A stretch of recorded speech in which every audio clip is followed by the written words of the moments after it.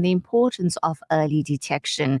Breast cancer remains one of the most common cancers globally, affecting millions of women every year. Raising awareness is crucial, of course, for encouraging self-exam screening and understanding risk factors. So we're going to be chatting more about it with Dr. Razina Patel, who is a specialist in fertility, and she's all the way in Johannesburg. So we're going to be connecting with her. She was with us, but I think we're having a little bit of a technical problem.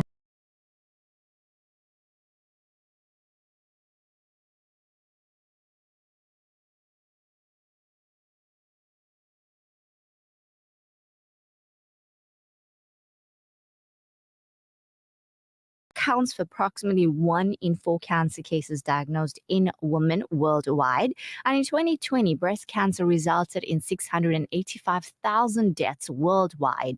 Now, remember, early detection and advances in treatment have improved survival rates. However, survival rates are vary significantly between high-income and low-income countries.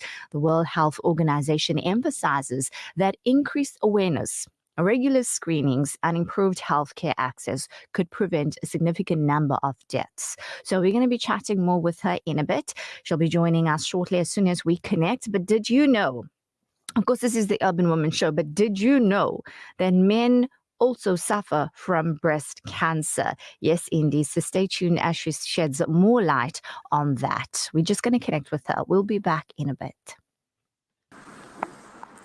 We do have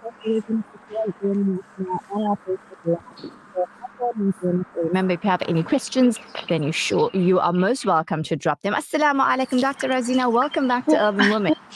Walaikum salam wa rahmatullahi wa barakatuh. Just give me a second.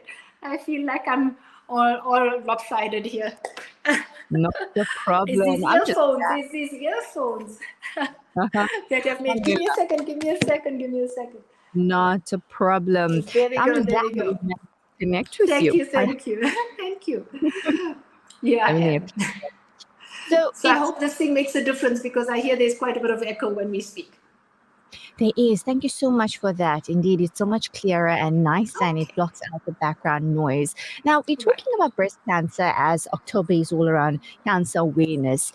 And, I was also sharing with some of you, our viewers and our listeners, that men do suffer from breast cancer, but we'll chat more about that a bit later. But tell us, Dr. Razina, more about breast cancer, and also what are the key risk factors that contribute to the development of breast cancer? Okay, so I'd like to start by saying Assalamu alaikum wa rahmatullahi wa barakatuh to everybody, and Jazakallah for having me on the show. So breast cancer is really a disease of age more than anything else, because when we talk about younger people getting breast cancer, it's usually genetic.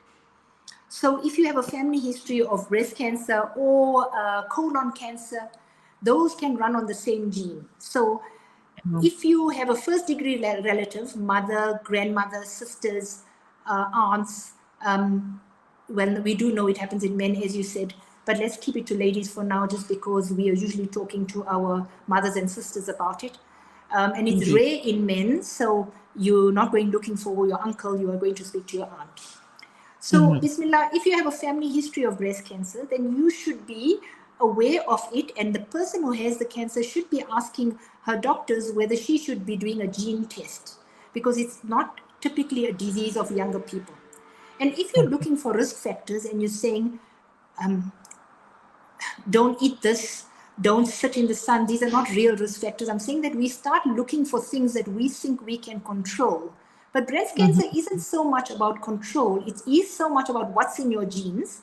And it's also related to age. So let's start with the fact that you're not going to find that you ate something, drank something, were in the sun, and that is causing breast cancer. The things that can cause breast cancer are usually related to how old were you when you started your period? How many children did you have? Did you breastfeed? How much alcohol did you drink? Thank Allah we don't do that. How much fat did you have in your diet? How overweight are you? How late was your menopause? It's not the type of risk factors you think you can get rid of by saying, I won't eat this, I won't drink that, I won't sit in the sun. Skin cancer comes from the sun. But breast cancer, there's no real thing that you can on a daily basis avoid. You either have it in your genes or you don't have it in your genes. If you have it in your genes, the person who's afflicted by it must ask the doctors what it means for her daughter, and then it must go to the rest of the family because it will have an impact on all the first degree relatives. So you can do a gene test, and the gene test then can tell you whether you carry the gene for breast cancer. But the more important type of breast cancer that we should all be looking at is age-related. Because by the time you are 40 years old, you are high risk for breast cancer. You, me, every woman is high risk for breast cancer, no matter whether you had a genetic predisposition or not. Age alone causes you to be at high risk. From the age of 40, you are at high risk for breast cancer. You don't have to think about what you ate or drank. Whether you ate or drank anything, or whether you do have a family history or not, just age alone. So from 40, we should all be looking for breast cancer. How do we look for breast cancer? You can examine manually with your hands. Somebody has to teach you how to do that. Rather learn earlier rather than later how to examine, because a lot of people tell me when they're older, I don't know how, I make lumps in my hands, I get scared, so they don't touch their breast. One day the cancer is the size of a tennis ball and they haven't even felt it there, because which woman feels her breast very definitely when she's soaping or putting cream on her body? The only way you can really feel your breast is by consciously going to feel your breast. I'm not going to go into how it's done because I talk too much. Let's carry on talking. So Bismillah. So you must feel with your hands regularly from the time you are younger to be able to be aware of what normal is, so that if abnormal is there, you found it. But you and me will only feel a cancer when it's the size of a marble. And cancer starts the size of a pinhead. How are you going to find it the size of a pinhead? The only way you can find it is with a test called a mammogram. A mammogram is a special X-ray. It needs to be done from the age of 40 yearly without fail. Because you're looking for the person you can cure. Nobody can prevent a woman above the age of 40 from getting cancer. She can't say, stay out of the sun, don't eat this, you won't get cancer. We are all on a collision course for cancer. The risk is 1 in 26 lifetime risk. You take 26 women my age in a room, one of us in our lifetime is going to get breast cancer, and we don't know who it is. So the only way to know is not only with examining, but the yearly mammogram, because we're trying to find that woman and we want to find her early, because Allah's given us the means, subhanallah, and if we don't use the means, we are also wrong. So if he wants to hide something, he'll hide it, but if he wants to reveal it, he will reveal it and use the means he has sent for you to reveal with.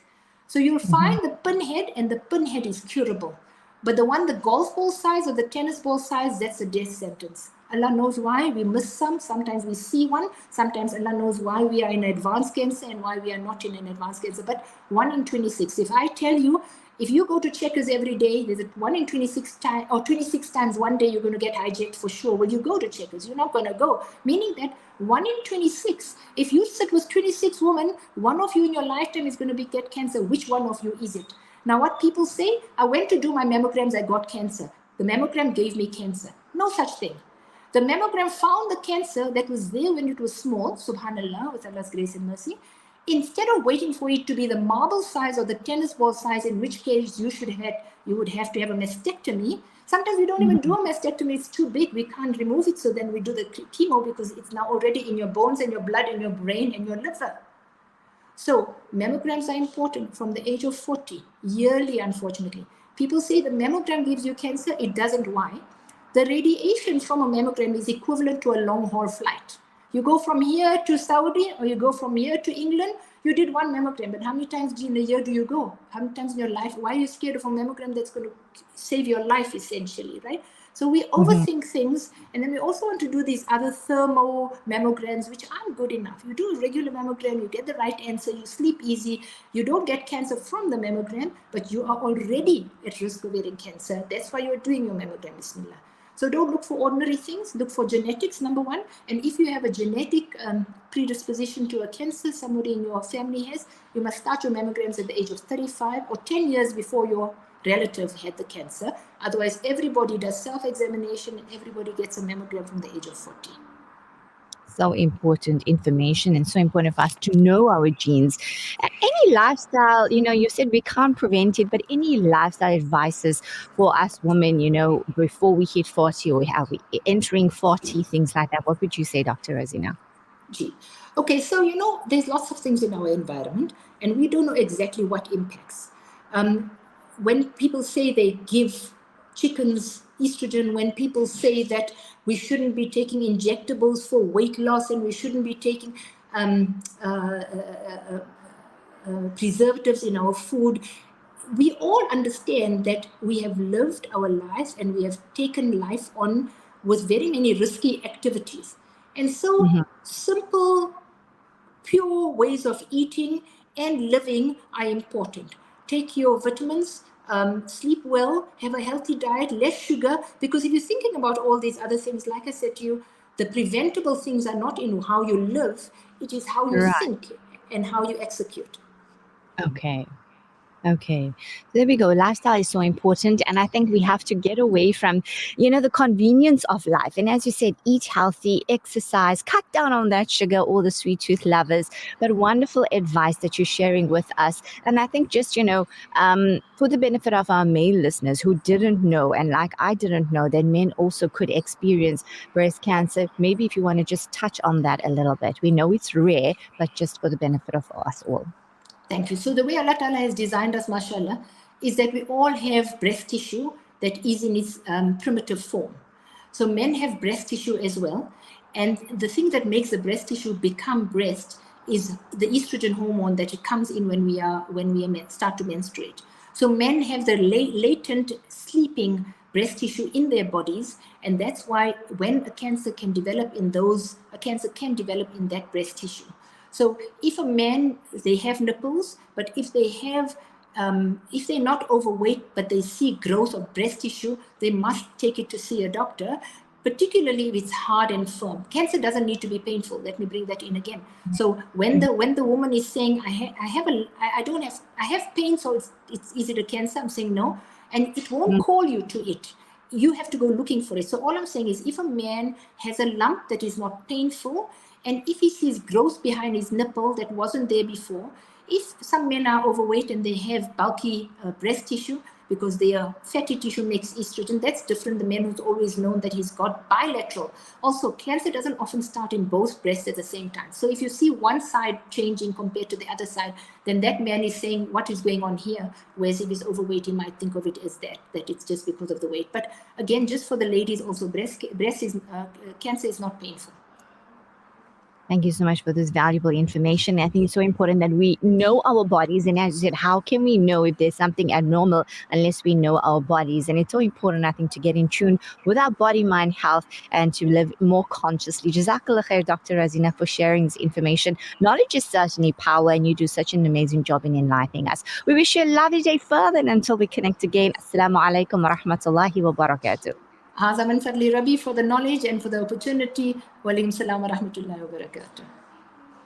Dr. Razina Patel joining us all the way from her clinic in Santon, alhamdulillah, sharing very valuable information with us.